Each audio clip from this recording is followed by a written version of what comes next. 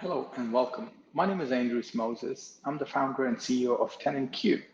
Like you, I'm a landlord who was struggling with a lot of work. So I ended up figuring out a way to build a platform. Tenant Cube is a rental experience platform for small landlords like us. We help you manage from the time you want to list a property to complete work order management. Now, while we are doing this, a lot of landlords kept asking us the questions related to how do we do expense tracking?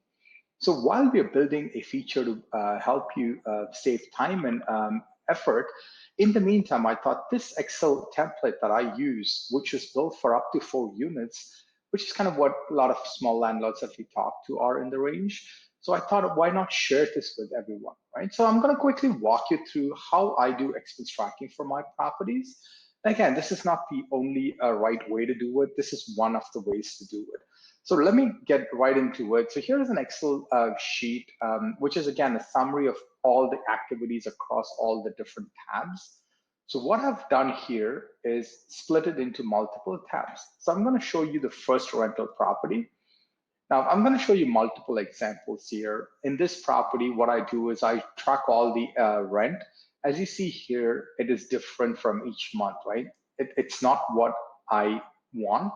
It's about what I collected. So sometimes let's say we reduce the price or someone didn't pay that $25. We make sure that we track the exact amount, insurance that's paid on the property, along with the mortgage interest that's tracked here. Now, one of the most important parts is where we track the expenses. So the way I do it is, as you see here, I highlight right here up here where I put all the different expenses that happen, add a plus, and towards the right end, which is outside the screen right now, I add comments. So simple reason being, when you send this to an accountant, you want to make sure what that expense is. And I think most of you have receipts that we know we have to store it. So you show it on a box and something. I will be doing another video to show you how to use your Google Drive to just easily upload the receipts so that you don't have to worry about saving physical copies.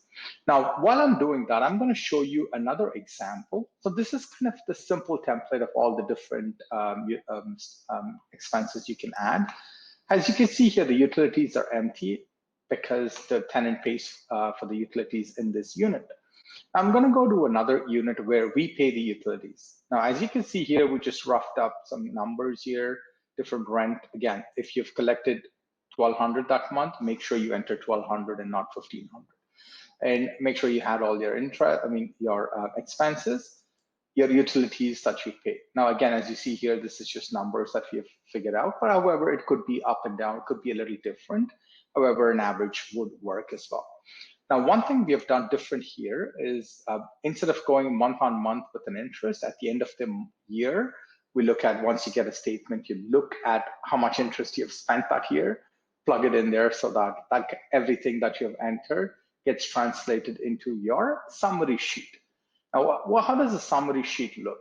So what's in here, right? So you can clearly say, look at all the different rental units you have. It gives you a high-level overview of how you're performing on each of these units. Again, it's a simple mechanism for you to see which one's providing the right ROI. And again, as you can see here, these numbers are not the right numbers. I mean, you don't want to be losing in all the different properties. Again, there could be some times where you have capital expenditures like changing roof, or you're changing the entire appliances or furnace. It might happen. However, these are just numbers that could help you kind of keep track of all your expenses so that you don't have to stress out during tax times.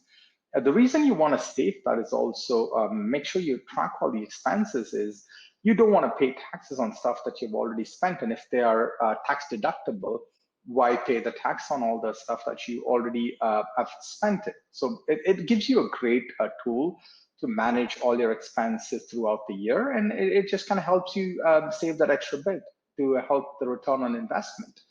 And if you need this template at all, I'm gonna add some email at the end of the description as well. So you could email us directly. I would send you this Excel sheet, which will give you a great head start to get started on tracking expenses. That's all about it. I will also do another video, talk to you about how you can upload receipts and save them digitally.